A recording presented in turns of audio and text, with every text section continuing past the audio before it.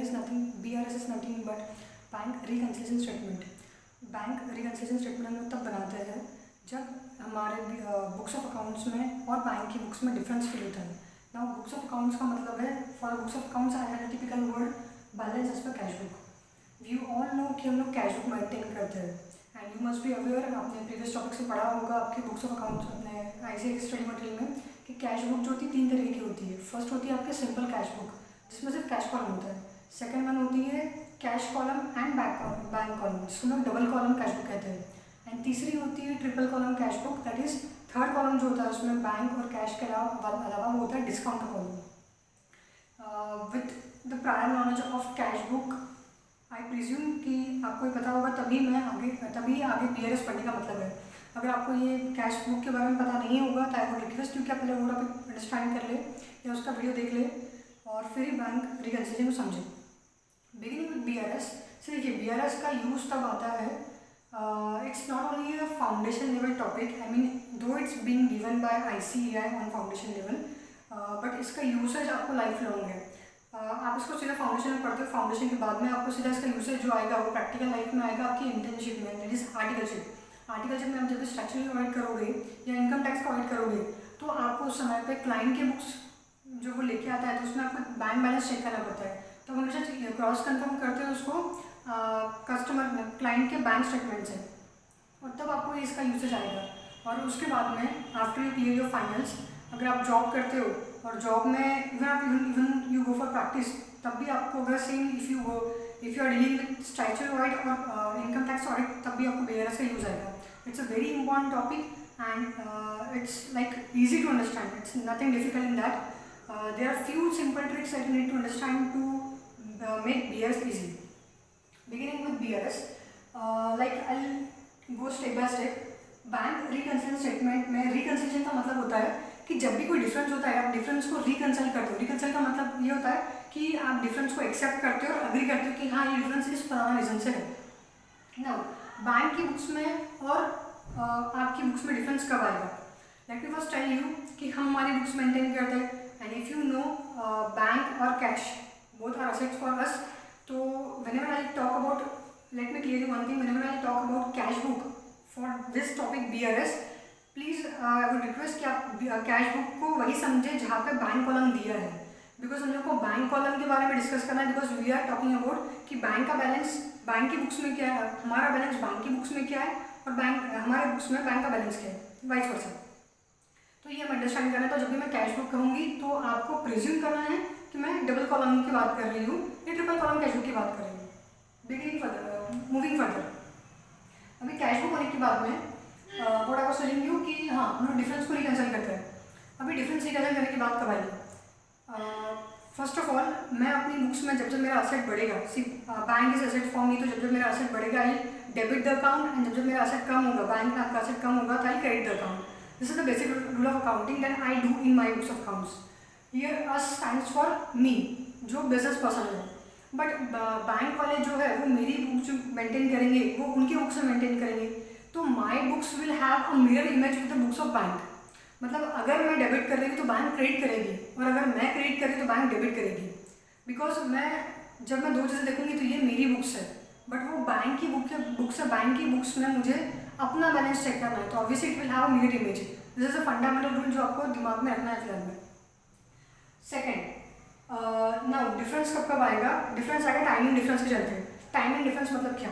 You all know कि हम लोग बैंक में चेक जमा करते हैं। जब मैंने चेक जमा किया तो चेक आज के आज तो क्लियर नहीं होगा, it will take some time to get clear. अगर सेम बैंक का चेक होता है तो it gets clear within a day. But अगर वो डिफरेंट बैंक का हो, जैसे मेरी बैंक है, मेरा अकाउंट है ICICI में और मुझे किसी ने सेंट्रल बैंक का चेक दिया है, तो जब मैं उसको अपने खाते में जमा करूँगी तो वो सेम डे क्लियर नहीं होगा। वो फर्स्ट ऑफ ऑल मैं अपने बैंक में जमा करूँगी, मेरी बैंक उसको क्रॉस कंफर्म करेंगी सेटलमेंट में, जो ECS होता है इलेक्ट्रॉनिक क्लियरिंग सिस्टम, उसके द्वारा वो कंफर्म करेगी सेंट्रल बैंक से कि हाँ आपने चेक इशू किया है क्या, और फिर उस सामने पार्टी के मतलब पार्टी के उस अकाउंट में बैलेंस है क्या, अगर बैलेंस होगा देन वो क्लियर होगा। इस सारी प्रोसेस को कम से कम 1-2 दिन लगता है मिनिमम। सो अभी सेम डे क्लियर नहीं होगा। मान के चलिए अगर सपोज मैंने कोई चेक 31 तारीख को जमा किया बैंक में एट द ईयर एंड और month and, BRS you can prepare at the month end as well or even at the year end. Let's presume कि मैं फिलहाल में ईयर एंड की बात कर रहा हूँ। ईयर एंड में मैंने चेक जमा किया, मैंने चेक जमा किया 31 मार्च को। 31 मार्च को अपनी बुक्स क्लोज करती हूँ। 31 मार्च को अगर मैंने चेक जमा किया है तो सेम डे क्लियर तो नहीं होगा। जब सेम डे क्लियर नहीं होगा तो मैं तो अपने बुक्स में एंट्री सेम डे कर लूँगी, बट बैंक की बुक्स में एंट्री सेम डे होगी क्या? नो।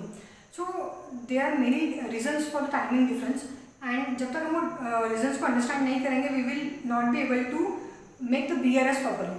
उसके अलावा BRS तब बनता है जब एरर हुआ है। एक तो एरर आपके साइड से हुआ है, बिजनेस के साइड से हुआ है, या तो फिर बैंक के साइड से हुआ है। सी बैंक में भी वर्क करने वाले ऑफिशियल्स ही होते हैं, तो एट टाइम्स इट हैपन्स कि बैंक वाले भी गलती कर सकते हैं।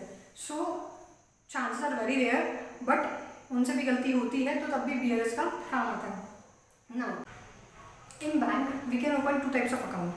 Like we can see, I'm talking about business accounts, not for personal accounts. In personal accounts, only saving account is there. But in case of business accounts, there are two types of accounts. One is asset account, one is loan account. In asset account, that means current account. See, the rule of current account is that businessman, if a business wants to open an account in the bank, the simplest account that a person can, business can open is a current account. And current account का simple rule is rule ये है कि अगर आपके account में अगर balance है तभी आप पेमेंट कर पाओगे। If you don't have balance तो आप पेमेंट नहीं कर पाओगे। सो करंट अकाउंट का ऑलवेज बैलेंस जो रहेगा पॉजिटिव रहेगा। So it's asset account. अगर आपका बैलेंस ही नहीं है तो आप पेमेंट ही नहीं कर पाओगे। So thus it has a positive balance. And the second one is कि आपका लोन अकाउंट है। लोन अकाउंट में आपका आता है अगर आपका परमानेंट लोन है, दैट इज टर्म लोन है, या तो फिर आपका CC है। CC is again a short term loan that is given by the bank. In case of term loan or in case of CC, you will be having negative balance. Negative balance तब रहेगा जब आपने payment access में कर दिया, balance कम हो। तो in case of CC and in case of loan account, you will be having negative balance. As I said, you bank में 2 टाइप के अकाउंट्स रहेंगे। While dealing with the BRS, आपको ये 2 बातें ध्यान रखना बहुत जरूरी है। It will not make difference. सिर्फ आपको जो साइन होता है positive sign and negative sign, बस वही उसी साइन को आपको यूज़ करना है। वो साइन आप तभी यूज़ कर पाओगे जब आपको पता है कि आपके बैंक में 2 टाइप के अकाउंट्स होते हैं। Overdraft, that means again overdraft. आपको जितनी फैसिलिटी दी है उससे ज़्यादा आपने पेमेंट कर दिया, इट इज ओवरड्राफ्ट फैसिलिटी। ये वर्ड्स आपके ICA के स्टडी मटेरियल में यूज़ किया है, that's why I am using this word. तो ओवरड्राफ्ट का मतलब है again you are having CC और some sort of facility given by the bank, जहाँ पे आपके उसमें पैसे तो नहीं है पर आपने बैंक से पैसे लेके पेमेंट किया है।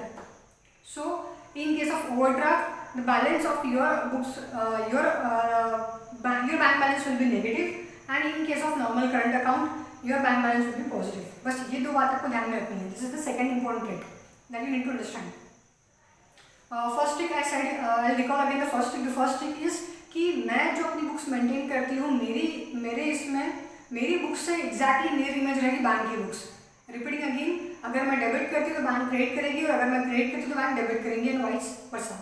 सेकेंड इंपॉर्टेंट रूल जो हम लोग को BRS में अंडरस्टैंड करना जरूरी है, दैट इज कि there are 2 types of accounts, and because of that 2 types of accounts in 2 types of accounts, and because of that 2 types of accounts हमारे बैंक बैलेंस 2 टाइप के हो सकते हैं, positive balance and negative balance.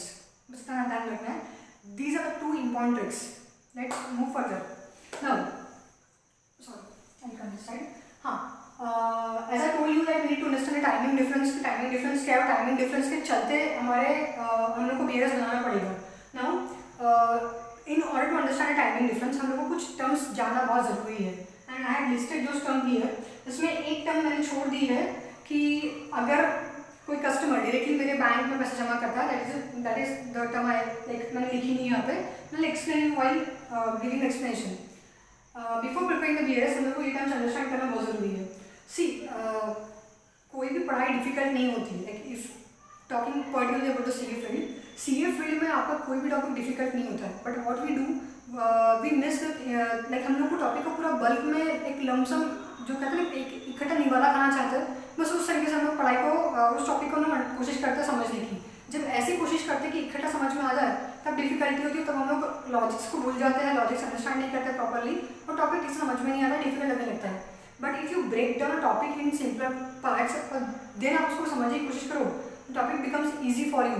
And believe me from my own experience I am telling you कि CA का हर एक topic, हर एक subject बहुत इंटरेस्टिंग है और पढ़ने लायक है, और it gives you immense knowledge. और वो नॉलेज आपको आपके फ्यूचर में बहुत हेल्प करेगा। Like I can tell you the events कहाँ हेल्प करेगा, but it's my own experience आपको हर जगह पे हेल्प करेगा।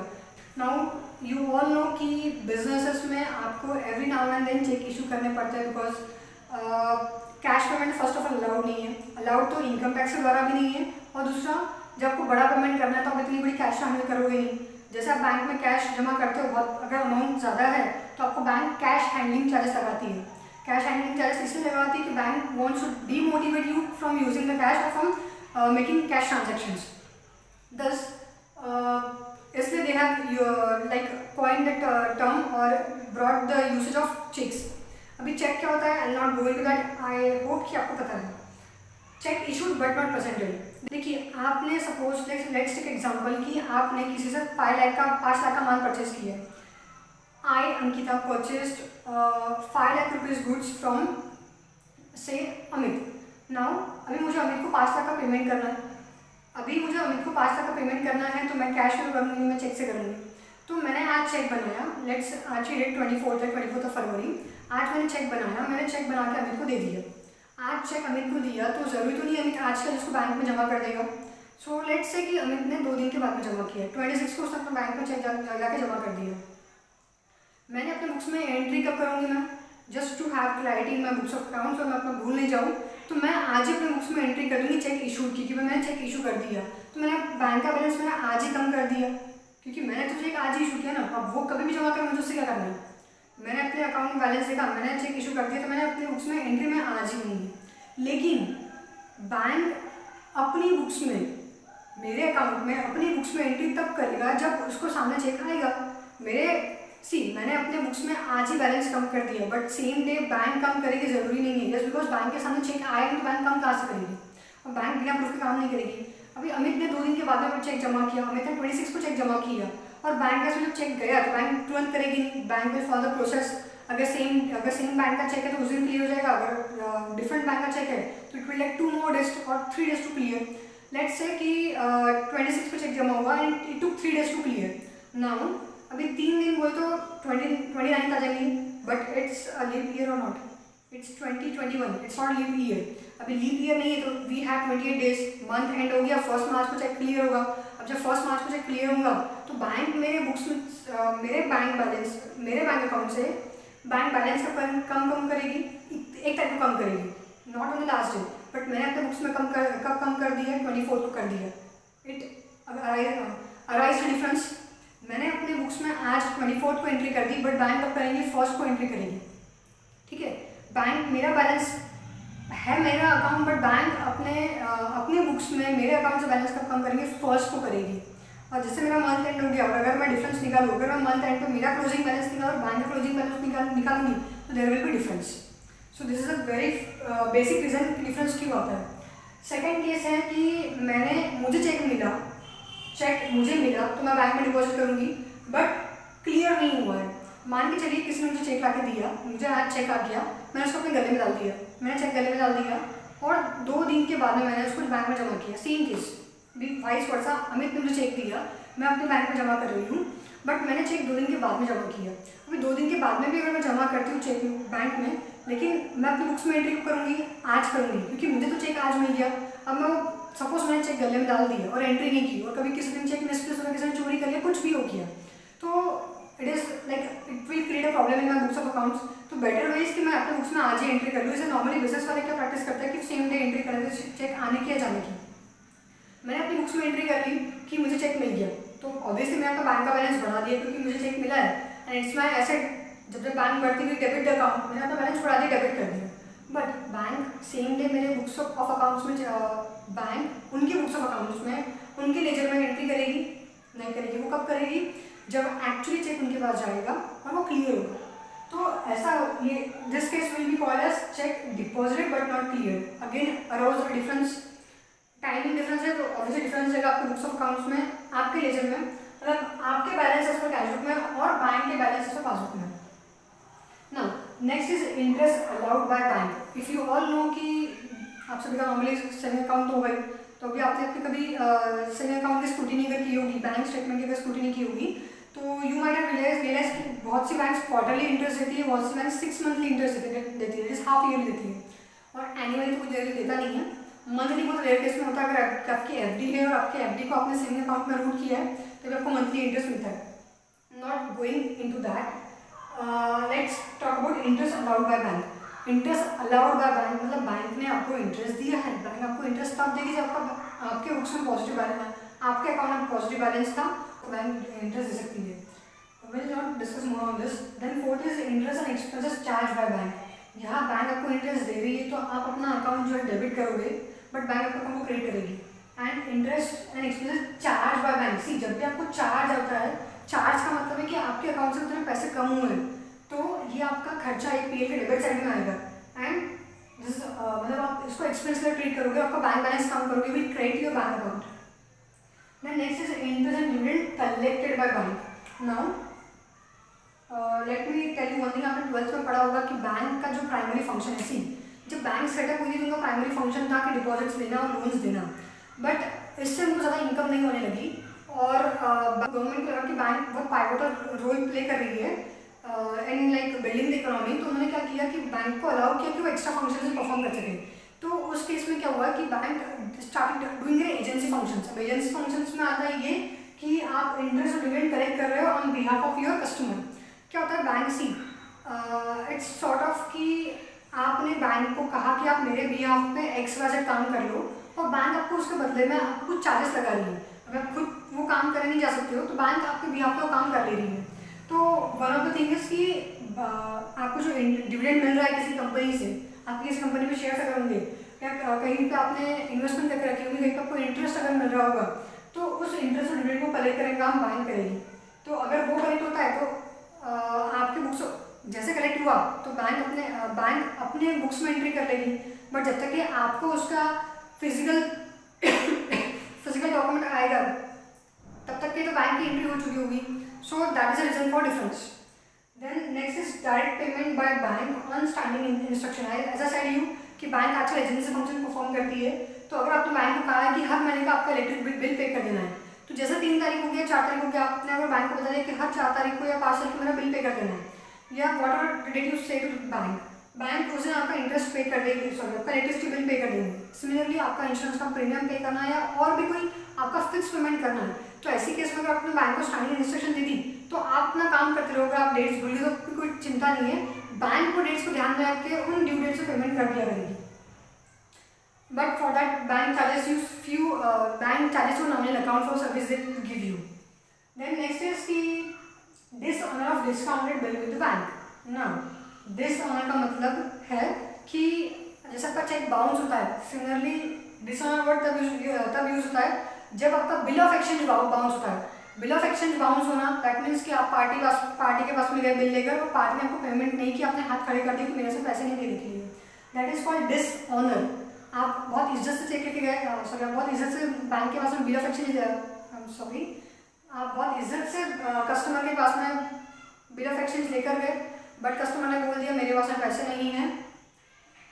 आपका कस्टमर टॉकिंग अबाउट आपका बिजनेस है कस्टमर, और कस्टमर ने बोल दिया आपके उसके पास में पैसे नहीं है, उसने हाथ खड़े कर दिए या बोला कि बाद में आना, दैट इज डिसऑनर।